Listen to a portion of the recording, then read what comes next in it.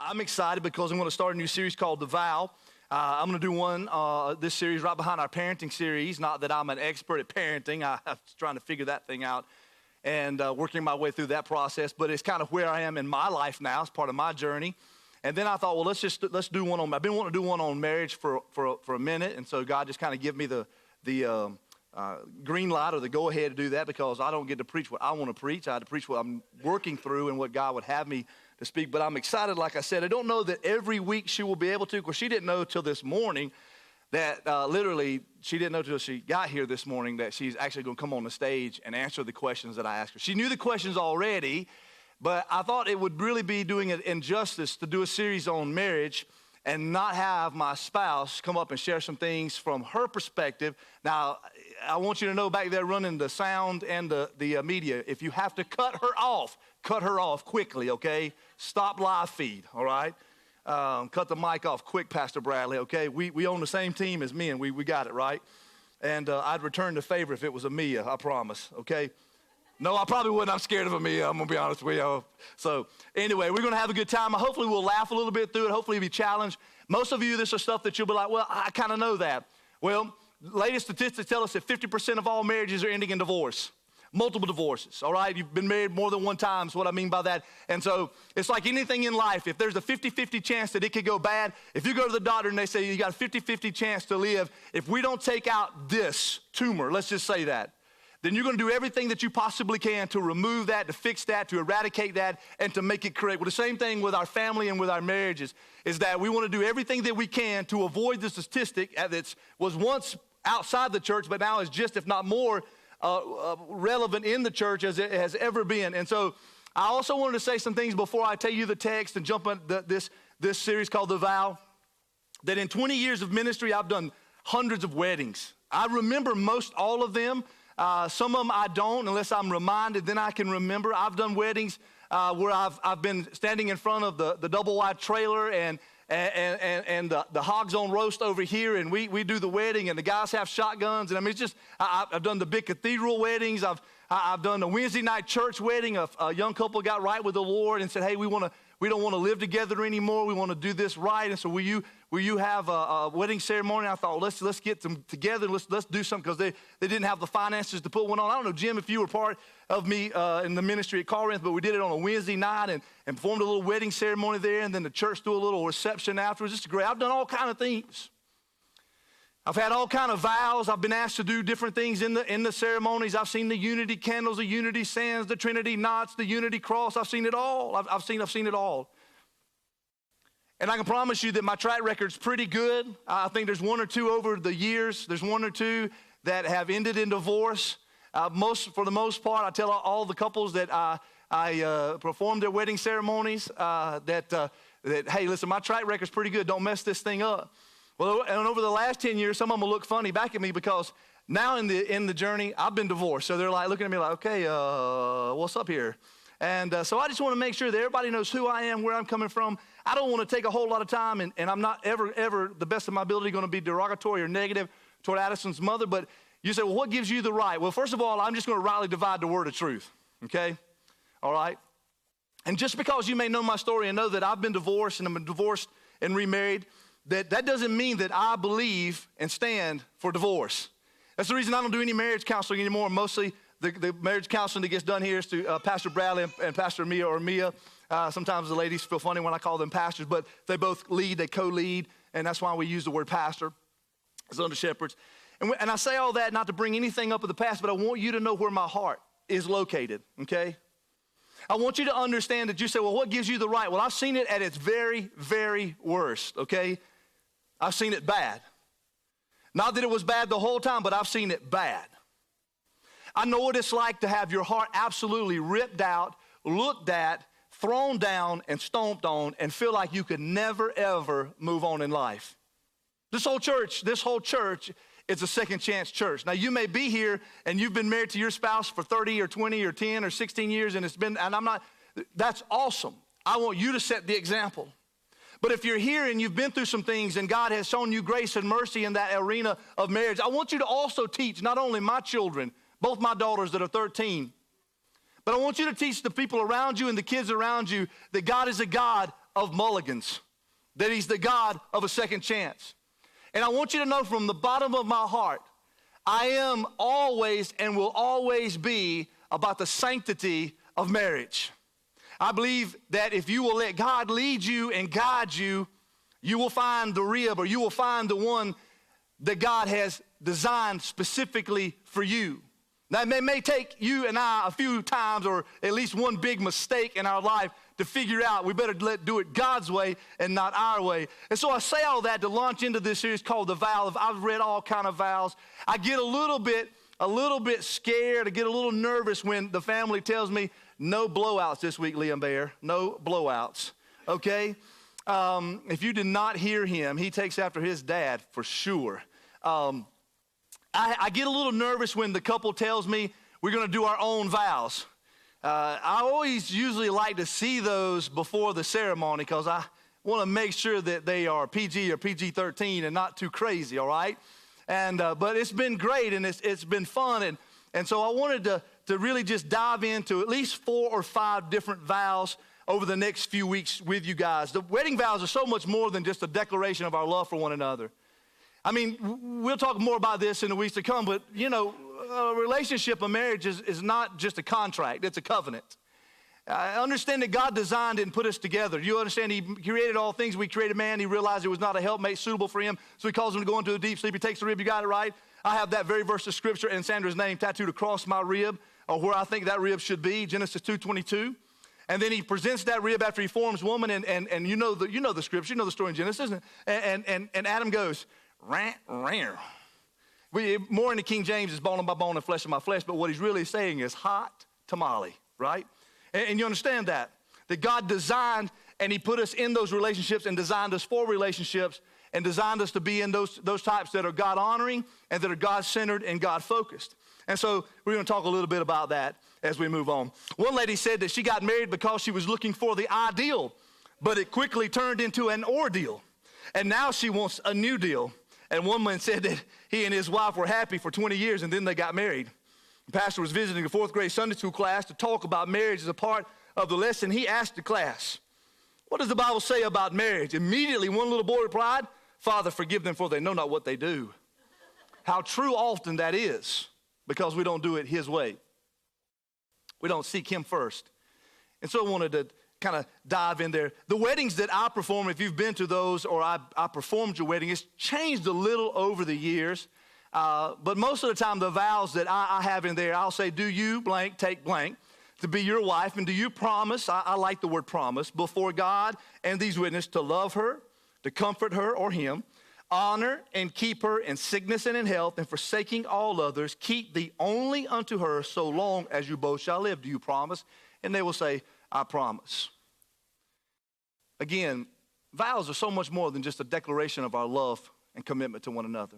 It's a symbol of, the very word itself is a promise, a solemn promise, a commitment that I'm making, not only to that individual, but really before God.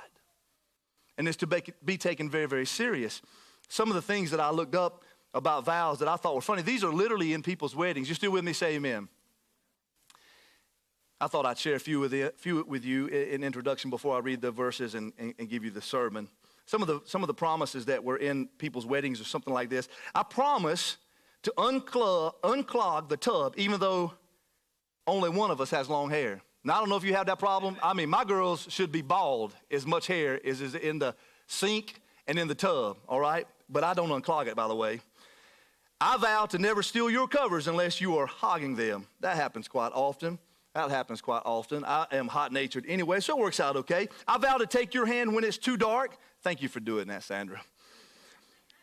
Listen to this one. I thought this is so our relationship. I not only vow to take your hand when it's too dark, but I promise, I vow to take the dog out when it's too early or too cold. Listen, we have this thing worked out in our relationship about walking the dog when the kids are not responsible for doing it. All winter long, in the morning, when Junebug gets up, it's my responsibility to take the dog outside because it's just too cold for Mom. But as soon as spring hits or the weather starts to change, I remind her very quickly of this promise we have, this deal we have worked out about walking the dog. That's just in our relationship. Another thing that I read out of a wedding was I promised to get up and get the remote from across the room, even if it was not I who placed the remote so far away. We just have kids for that now. I vow to protect you from spiders as long as we both shall live. Thank you for promising that. I really, really appreciate that. I vow to be there when you start a Netflix marathon and to be there when you try to actually finish that marathon. Now that we have gotten, this is the last one, I got a bunch, but this is the last one. Now that we've gotten skinny for the wedding, let's just get fat together. I want to talk to you over the next week about some promises that will make our better half, the one that God has designed for us. I want to talk to you this morning about the vow of purity. We'll talk next week about the vow of pursuit, how we should always pursue, don't ever stop pursuing your spouse. The vow of partnership, we're going to talk about leadership in a relationship, all right? Submission in that relationship. And then we'll last, but most importantly, I believe, the vow of purity in that relationship. So let's look together this morning at the vow of priority. Genesis chapter 2, verse 24.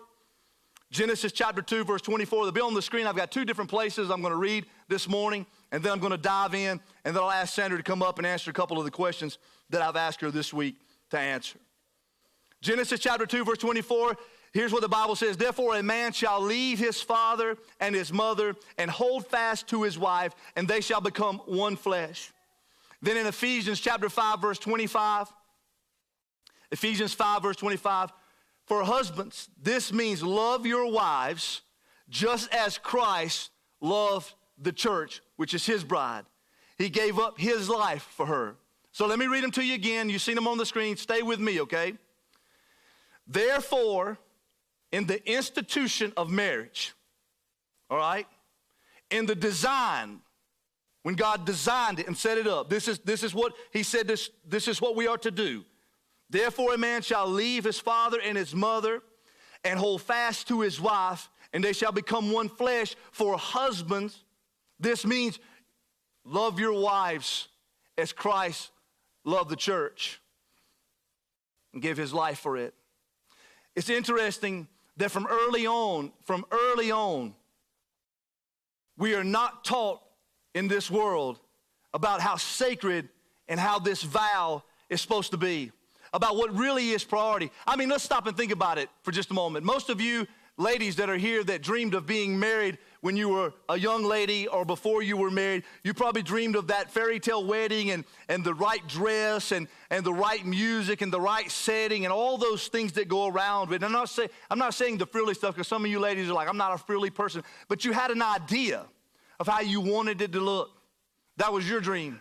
For guys, that dream's a little bit different. It's really all about the physical when you're a teenager, and I'll just leave it at that, but I will ask this question: how many of you are still dreaming? None of the things that we think is reality really come true. We have this misconception. Listen, it starts early on. It starts early on, even in the Disney movies, right? And I'm not saying anything negative against Disney, all right? They want to write us a big check, we'll take it. But I was asking this morning to make sure I had the right chick in Disney, Snow White. What is she waiting for? She's waiting for the prince. She's waiting for that one kiss. She's waiting for that. Most of us, our whole lives, we're taught that we're waiting and that we are looking for that special one. Most of us will even say, and I'll catch myself from time to time, say, I have found the one. When in reality, you and I have got to get and make sure that we're teaching our younger generation coming up that we're not looking for the one, we're looking for the two. You say, what? That's crazy, it's freaky stuff. No. Listen to me. You leave and you cleave, right? Now, most of you say, well, I'm going to leave my mom and dad. Unless you're a millennial, you probably stay a little bit longer, okay? You have to kick them out, mom and dad. You leave and you cleave. The leave, that word leave in the Hebrew language, and when it's translated over into the Greek New Testament, so the Greek language, it literally has the same, or denotes the same idea, is that you relinquish or that you loosen. So you're saying, I'll take this relationship and make this relationship priority. Well, when it comes to your family, absolutely. Whoever God says, this is the one for you, this is who I have made for you, who I've designed specifically for you, no matter how many times you've messed up, all right? Or how many times you've had your heart broken, when you find that one that God specifically created for you, you begin to understand that really they're not the one. They're actually number two. Because God has to be number one. You see, it's the vow of priority. It's making sure that you understand that you have God in the right place in the relationship. If God is not one, I promise you this is the truth, all right? I know this from bad to good, from worse to best. If God is not one, you'll be asking your spouse to do and be someone they cannot be.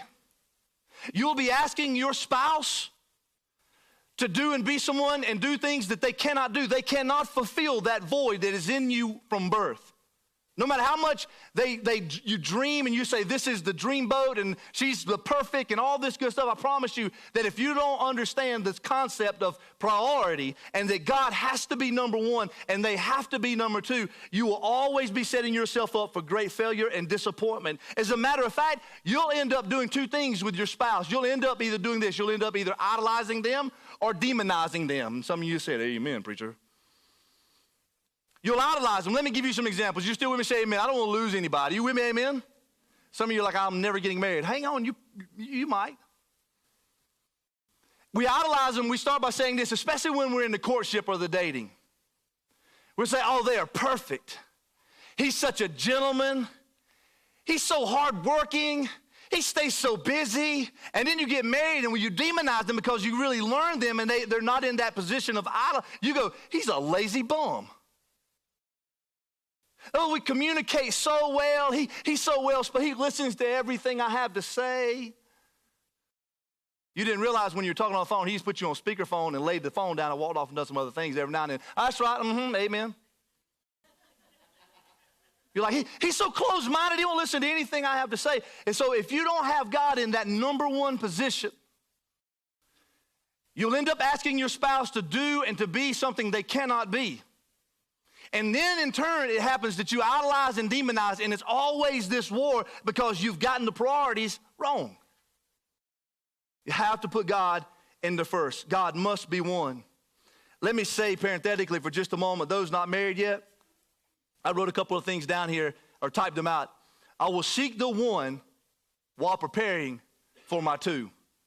I will seek the one while preparing for my two. Andy Stanley said it this way: become the person you're looking for is looking for. Become the person you're looking for is looking for.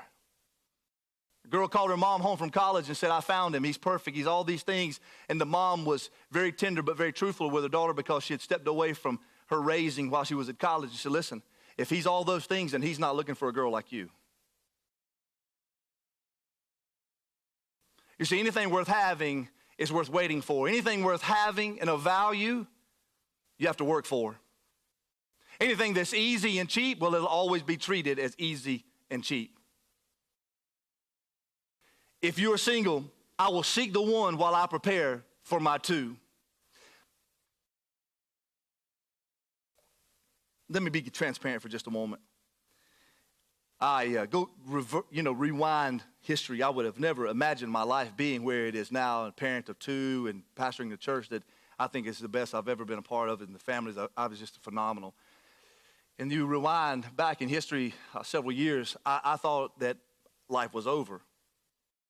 I thought that when I was told that I don't love you anymore, that no one would ever love me anymore, and that I was through. And for my whole first half of my ministry, I'd been the guy that would look down my nose, even though I would try not to make you feel this way, but I looked down my nose at you if you had been divorced, because that's what my religion had taught me, that you were second rate, that you couldn't serve in the church in certain areas because you had had a failure in your life. But if you had been released from prison for murdering several people, but yet never been divorced, well, you'd be chairman of the deacons. I was so ignorant. So ignorant.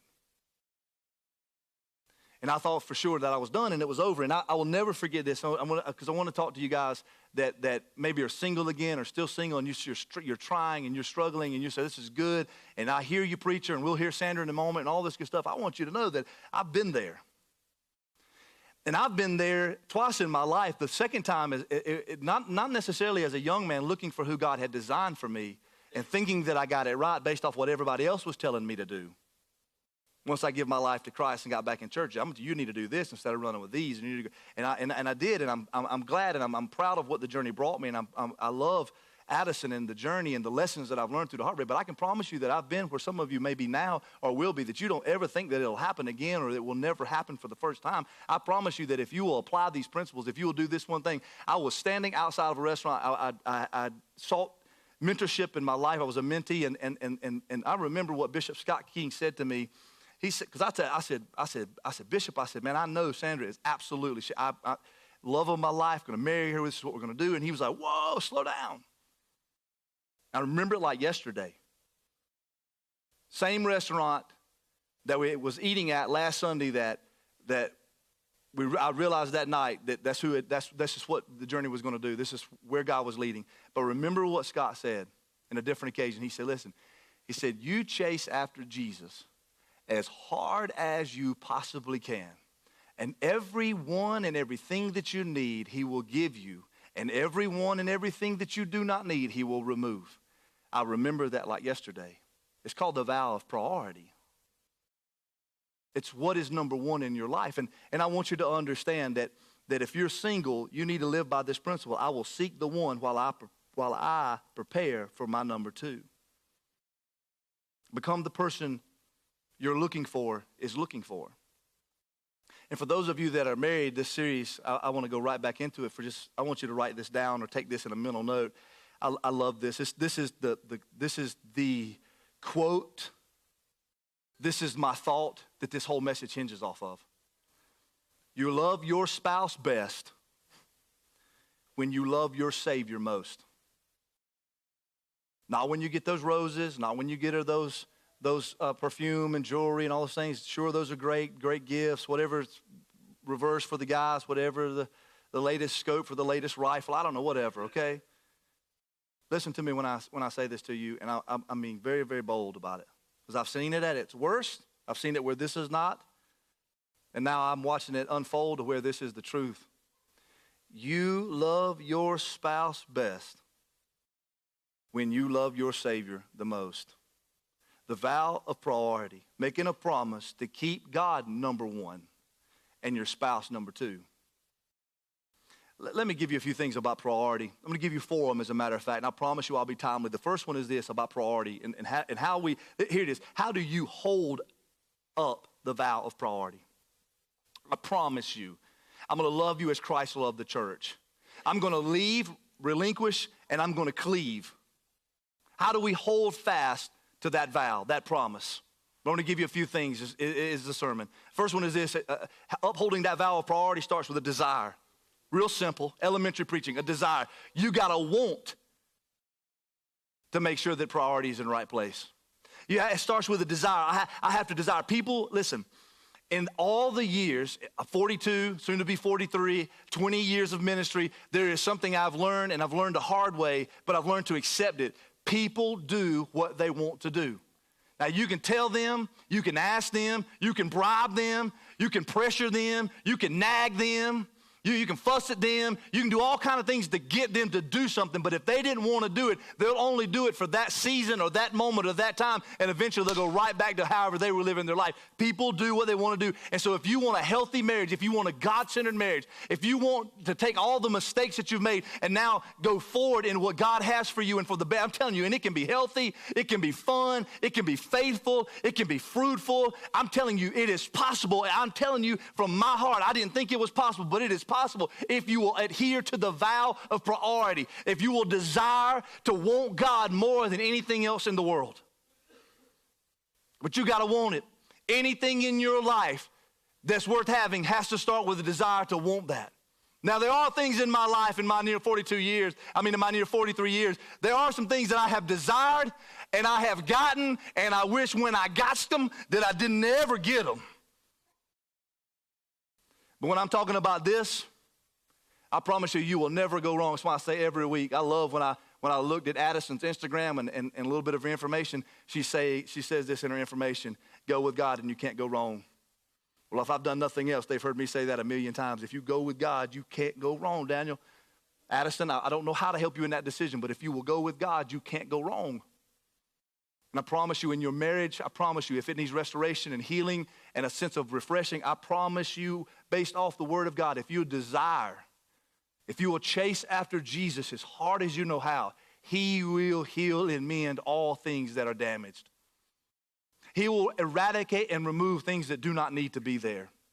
So if I'm going to have this and I'm going to uphold this vow of priority, it starts with a desire. Secondly, it's so simple, but it's so complicated. Not only do I desire, what do I want? I want my marriage to be the very best marriage possible.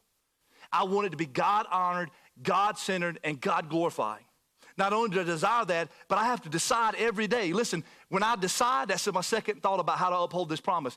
Not only do I desire to keep God number one, but I have to make a conscious decision every single day to go to God and make sure he's first in my life. Because why? It's not only that I want it, but I see that it's worth it. You see, when we make a decision for something, it's based off what we think is worth. And I want you to understand that your marriage is worth it. I want you to understand that your spouse and your family, they're worth it. Or your soon-to-be spouse, or whoever God has for you, I want you to understand it will be worth it. I tell people all the time, they come to me and they say, we're struggling, our marriage is on the rocks. Listen, is it worth it? Yes, it's worth it. It's worth it. Anything in this life that's worth it, you absolutely got a desire to want the very best for it, and then you got to decide that you want it, and it is the most important thing in your life. And once you have that desire, once you say, I promise that I'm going to keep God first and you second, and you make a decision every single day, every morning. For me, it starts around 5 a.m. every single morning. I'm going to make a conscious decision based off the Holy Spirit that I want to have eyes only for my wife, a heart only for you, God, and a desire to set an example for my children and the church that follows me. And any sin in my life, God, I'm like David, do not let it be upon my children or the church I pastor. May I suffer those consequences.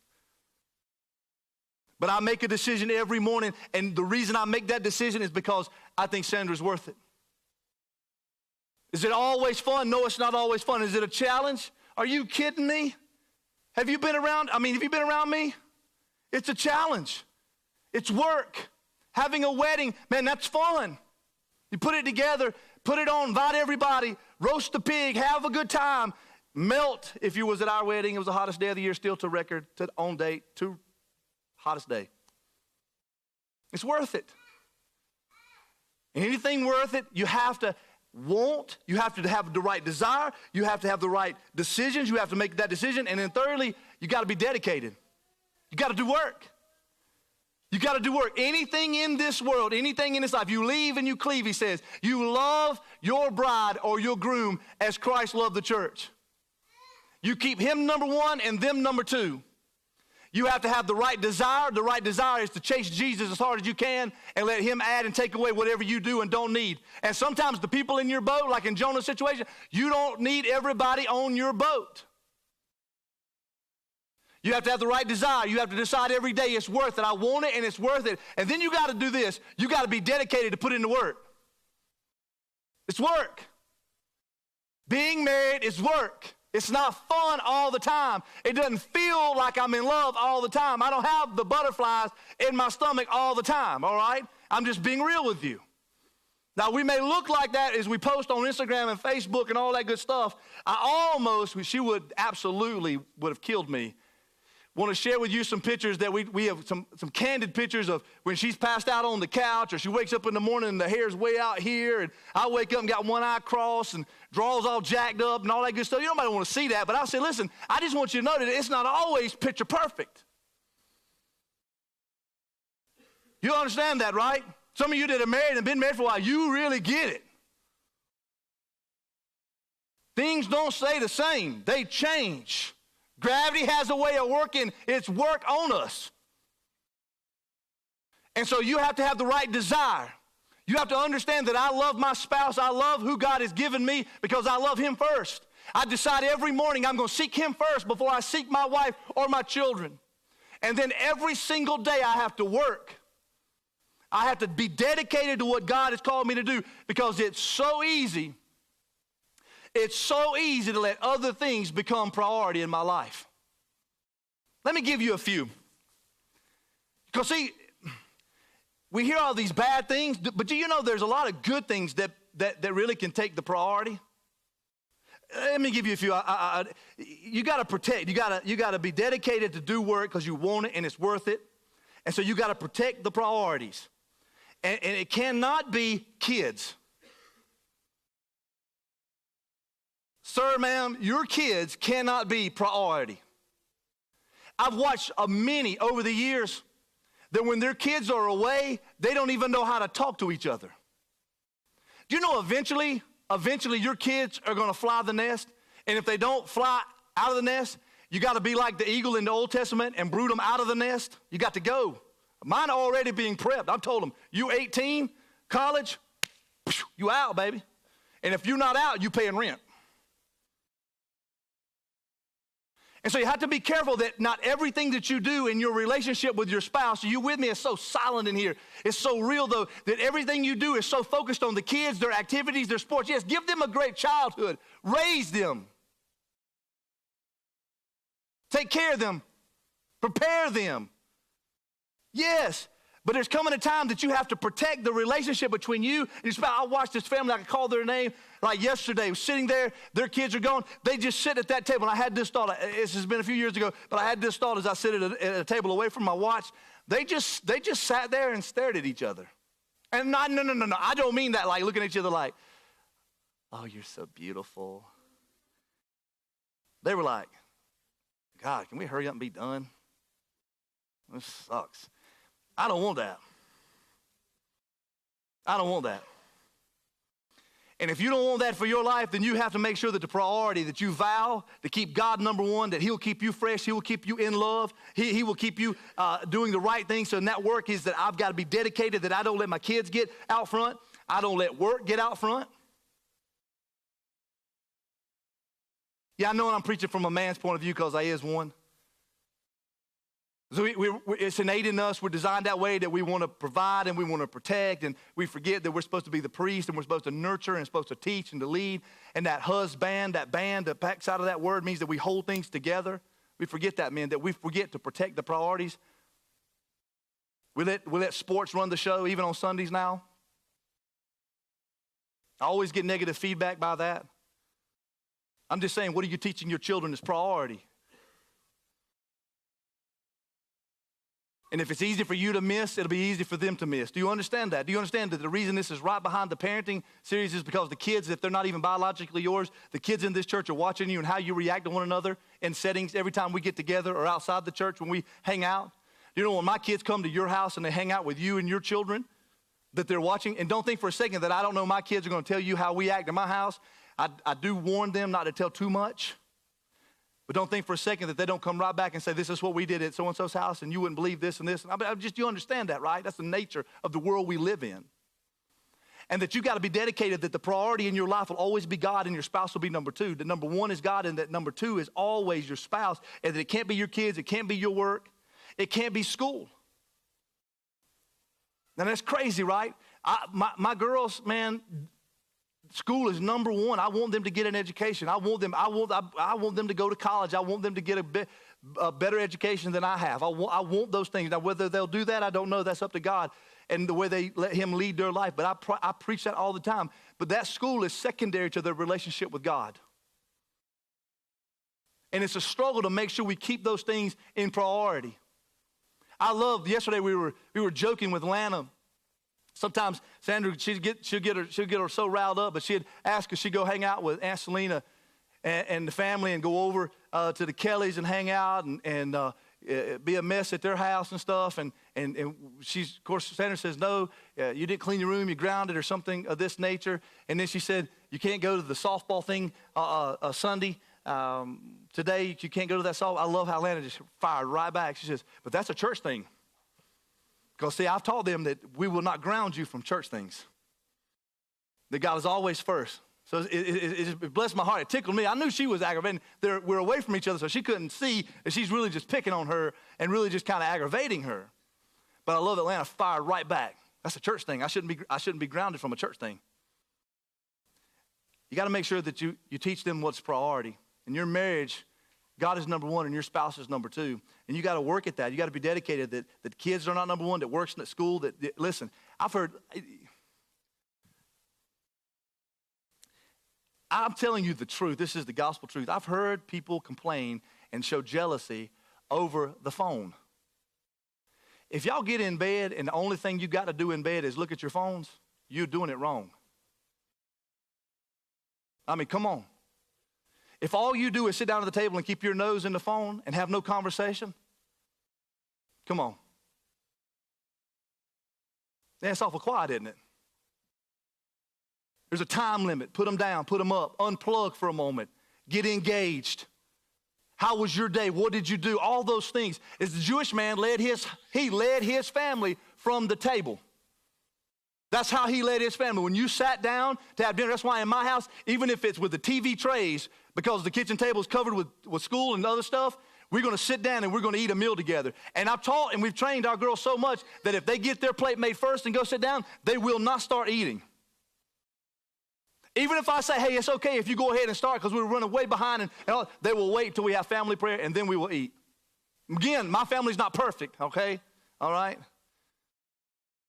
But it's just how we train them, that nothing is priority, that you have to be dedicated to do the work, put this stuff down. Listen, can I tell you this? You listen right here, pay attention to me. Church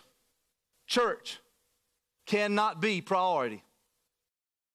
You know how many people over the years I've watched this. They get saved, get in church, God restore their marriage, begin to do work. They want to serve there at everything. Next thing you know, they're on every committee, on every team, and all that good stuff. And the next thing you know, they're having marital problems again. Why? Because they're always at church.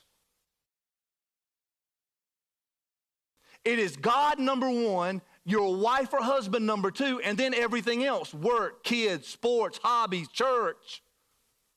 You see, it's not all the bad things that get in the way and take the place of the correct priorities. Sometimes it's good things and we're well intended, but if we're not careful and remember the vow that we make, we promise that God will be our number one and that our spouse will be our number two and nothing. And if you don't dedicate to work, if you think right now that marriage is not work, I'm going to say that word again. You are stupid. It's work. It's work. There is nothing in this life worth having that you don't have to be dedicated and put the work in. There's no get skinny pill. You got to do work. There's no quick fix to it. You got to do work. There's no get rich quick. You got to do work. And even if you hit the lotto, you got to pay the taxes. You got to do work. You got to do work. And so in order to uphold this vow, you got to have the right desire. You got to decide every day that it's worth it. It's what I want. And then you've got to work every day. It is easy to make an excuse, but I promise you, real love will always find a way. And so if you put value on your relationship, if you put value on your spouse, then you'll find a way to make sure that you keep them first and that nothing will get in the way. Listen. It's crazy. It is we live a crazy life. Both girls doing the same thing. They're the same age, same grade. It's like, I get so tired of when we talk about our girls. If you don't know us, they go like, did you have twins? No, I didn't have twins. This is what God, and I got to tell that whole story again. And I get great pride from that. I love how God works. I love how God puts and orchestrates things. Because again, I had a season of my life I thought I was over and never have love again, never pastor again, never be a part of anything. And then God's doing all this, right? But our life gets crazy. So I'm going to get real practical with you. So every morning I get up every morning. I mean, just about clockwork. This week's been a little bit more difficult for me. But that's Heath Patterson's fault. And I didn't get up to about 7 yesterday, to be honest with you. He about to work me to death this week. And most every morning I'm up at 5 o'clock. You know why I'm up at 5 o'clock? Not because I want to be up at 5 o'clock. I'm up at 5 o'clock because I know that Sandra's going to get up around 6 o'clock after every single alarm that she can possibly set on her iPhone goes off, literally.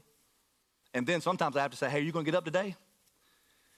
That she's going to be up and getting a shower and going through the routine that she does before she can get to her classroom, before the kids get there and all that good stuff. And then I know that about 6:30 in my house, every day during the school year, every day, about 6:30 to 6:45, or with Addie till about 7, I'm going to be trying to get them out of bed. And then it's going to be pedal to the metal to get them to school, to get back, to change, to get in the other vehicle if I'm going to help Heath, or to be at whatever call I've got to be at, or to be somewhere to pray, or do whatever that, I get life is busy is what I'm trying to say to you. And so I get up every morning to seek out that quiet time. I even did it when we were in Africa. My body, I didn't change. It took me a day or two to adjust to the time difference, but I didn't do it to go, look at me, I'm up before everybody else. I just did it because I knew if I didn't seek the Lord first, that I'd probably end up cussing one of them out. Because I'm just not a good guy. The only thing good about me is Jesus. Now, you look at me big-eyed, but you don't look at me piously.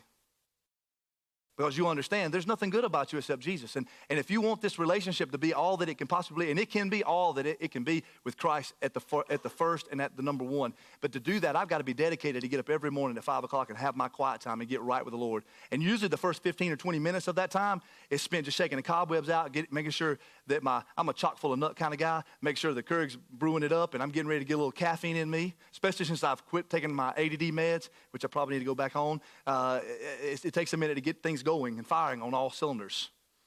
And then I want to make sure that I've read my Bible, I've had my quiet time, and then I know that I'm ready to make sure that no matter what they throw at me, I've kept Christ and I've got him in the right spot. And so there's ways. There's ways in the radio, in the car, I turn the radio on as soon as I let the girls out for school. I make sure that I have time. This is what I'm talking about, keeping the vow of priority.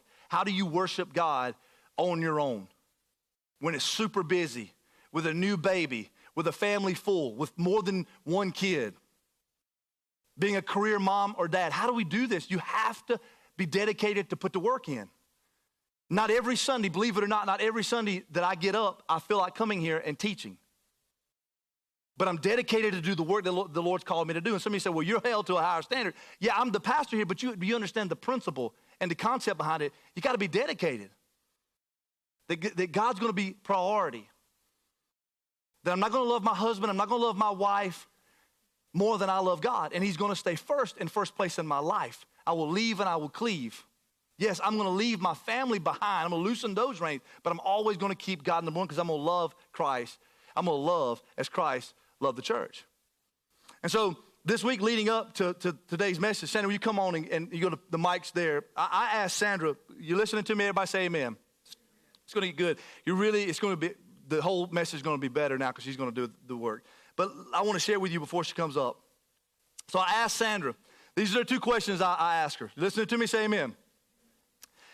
I texted this to her so she could have it. I said, how does making God a priority impact your marriage? Question number one. How do you do that? Question, and I put keeping God the priority. This is her response, okay? So I just want you to know the real before she puts on the preacher, okay? Well, I'm married to Joel Hendricks. Therefore, I must keep God a priority to be the loving, supporting wife I'm supposed to be. Otherwise, I'd strangle him.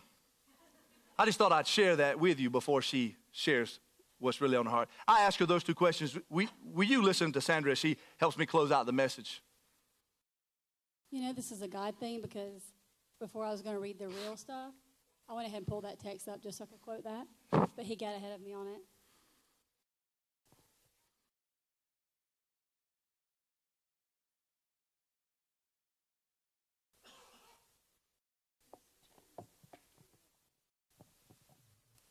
I had no idea I was going to be up here. I thought he was going to quote me. That's why I sent it to him. I said that I haven't always, and I still don't feel like I put God as a priority like I should, but I'm getting better. I get overwhelmed with the busyness of life. I feel like maybe there were times I'd put the church first, and I thought I was doing the right thing, but putting the church first, like being here for different events, opening the door, closing up, those kind of things ended up coming ahead of my relationship, which is not what we're supposed to do. I said I have learned, yet not mastered, strategically making God a priority rather than a hobby. And I think that's what a lot of us end up doing. But I have started participating in a Bible study that's not affiliated with one, where I can just be a participant so that I can be a better child and servant of our Father. This has really helped me dig into the Word, not just read it.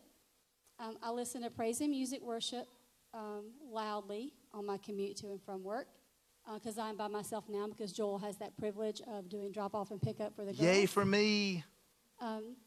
I listen to praise and worship music before, during, and after school. I listen to it during planning period.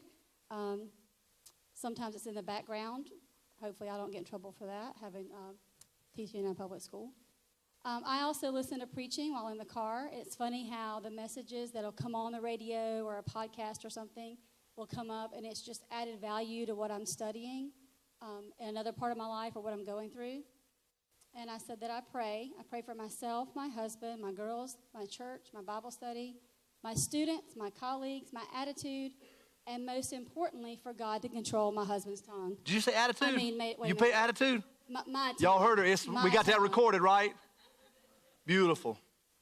Well, y'all know that's what you pray for, so I pray for what you pray for. God is a priority in my life, and I know that it is not as noticeable as it should be all the time, because I know that we are watched and try to lead people as we should, and we aren't always the best role models for that. But aren't we all works in progress? And I think that's what the relationship is about, is to always be getting better, that you are not just this amazing Christian. The whole point, whether you've been a Christian for 2 weeks or 25 years, is that you continue to grow in your relationship. And then I said, last but not least, I was thinking about this morning, whether you're married, dating, engaged, or single, God must be first. Yeah. I have watched too many people begin a relationship completely consumed with each other, which pushes God out, even if it started as a God-centered relationship. You met that person at church or through a church event, or you were on fire for God and you had put God first and knew that that's the route you were going to go and you were going to make that a priority. And then someone comes into your life and you're like, I know that God brought this person here for me. We are definitely following what God has planned for us. Hadn't we seen that a lot? Let's say, have we, especially for those that are single. I know, but this is so good. That's why we work good together, I believe. I've watched it, and we've watched it, and we've talked, we've prayed for you. There's people that are not here now, but when they show, the first guy here is like on fire for God, and they're single, and then next thing you know, you watch your social media, they find somebody, and you never see them anymore. And it's like, that is the worst thing you can possibly do. Not that you go to church here, but at least go to church, right? Keep God first in your life. That's so, I didn't really think about that, but we've watched that many a time. Because it's, your flesh takes over, your an emotional side of you takes over, rather than you following spiritually, like what you started to do. And we, get excited to see people do that. And we were just talking about people the other day, because like he said, our girls are watching, your children are watching. So all of these younger people, whether it's the first marriage or first relationship, or you're going for your second chance, you need to make sure you stay on that path that God has you on, because you find that person, everybody gets around you excited for you, and they're going to support you in that. But as soon as you make that person your priority and they become that priority, whether or not that was your intention, that ends up happening a lot. And then God kind of gets pushed out, back pockets, back burner. And what you thought God's going to bless us tremendously, that may have been what was going to happen. But as you push God to the side, you're not going to see those blessings that you thought were going to come your way and that God had for you. Because sometimes there's a test there to see that could be the person for you. But once you start pushing God out, what really matters, then you went down the wrong path, and you're just going back into a different cycle, even though you think you're at a different place in your life. So God has to be a priority. One of the things we do too. I thank you. You look beautiful too, by the way. One of the you can be. That's fine. Thank you so much. You put the mic back over there. I love you. How many of you were here the last time we did this? And we talked about a blended family, and I came up here. Do y'all remember what they did to me? I had that mic on, and I had to come up, and I didn't know if it was on, and I asked Joel if he could turn me on. I can do that, baby. He sets me up every single time. We're going to talk about that in a couple weeks. All right? Or that concept. Let's say we're not going to talk about that. We're going to talk about that blessing that God gives us in a married relationship. Thank you so much. Hey, will you give my wife a hand, please? And I had her prepped, ready to go, but then she got here this morning. I was like, I want you to be on stage with me. I think that she does such a great job. We share our life together. We want to be transparent before you. We have to strategically, let me say this before I end the message. We have to strategically, one of the things that I felt real guilty about is that, like last Sunday, both girls were doing something, and so she's like, I didn't realize it was the anniversary for the proposal. Social media does a great, to say on this day. Well, she said, well, I got up with a desire. We have not been back to El Jimador's in Anderson off 84, where we actually went after church, and I realized that, hey, I think there's something here. This is a spark, you know. And so we just went back, and I text her this week because we're very, very busy, just like you are. And I text her, and I said, listen, hey, I want you to know I really enjoyed our time. One of the things that I've struggled with is having date time with my wife. Is this, and I want you to understand, some of you say, well, I don't have time for that. We don't have the money for that. Man, it don't take a whole lot of money to lock the bedroom door. Just shut yourself in the bedroom door and lock the door. And I'm being honest, I'm not trying to be funny or anything other than turn the TV off. Put the phones down, spend time together. Grab lunch together. I love, you listen to me say amen. I'm not done. I'm being really practical with you. I love when Sandra will just shoot me a text. I mean, and literally most of you know that I help Heath and we were out, and so I don't have my phone on me because it's not practical. And running a chainsaw, you can't hear anything or whatever the case may be. But I love when I get a chance to go back to the work truck and grab a drink of water. I pick my phone up to check it to make sure there's no emergency or my pastoral role. But I just got a quick text that says, because I felt like I dehydrated this week. So it was really cool the next day for her to say, hey, I love you. I hope you're having a great day, and I hope you're staying hydrated. And to take the time out of your schedule, busyness, to just remind me, hey, I'm loved. It doesn't take a whole lot to make sure that they understand that under God that they're priority in your life. It's funny, I keep a picture of them, and no matter what vehicle I have, I keep a picture of my girls on the dash. And it was so funny, I think it was Bradley a couple weeks ago, he leaned over into the car, he saw that on the dash, and he goes, do you really want them staring back at you? And I'm like, well, I didn't think about it like that, but I just always want to be mindful that because of God, I have them. Because I love God and God has given me a second chance, he's given me a beautiful family. I was thinking about this the other day. There was a season a few years ago, Jim, I thought I was through, man. I thought I'd never, ever, ever have an opportunity to share what God does in my life and through my life and the way he's gifted me to do it. And not only did God do that, but I would have never, ever imagined if God had not have done those things, and they were some of the most difficult seasons of my life, that I'd have Lana in my life, who makes me a better man every single day. Challenges me, just like Addison, but makes me better every single day. And so because of that, I have to very, very strategically make sure God is number one. Because without my number one, I would not have my number 2, 3, and 4. Days are long, but the years are short. Stand to your feet, please. In 20 years of ministry, I've been there for a lot of births. I've been there shortly after the baby's been brought into the world and get to see the newborn or their first trip to church after they come home and all this good stuff. And that is one of the neatest things of this ministry is to be there for those. And really now, at this many years in ministry, to watch those kids grow up. To even think about, I talk about Heath and the Pattersons a lot, but to even watch Braden and Ari grow up, man, to just to see that, it's been such a blessing in your family. But the other side of that is that in my 20 years of ministry, I've not only been there for the beginning of that life, I've been there a lot for the end of life. I dread it. It's difficult. It's something you never get used to. But I'll get called, and let me just, because I'm not trying to be morbid or end on a really, really down note. I want you to know that this has been common. This has been common about every time I've been somewhere that they're on their deathbed. That moment of eternity is very, very near.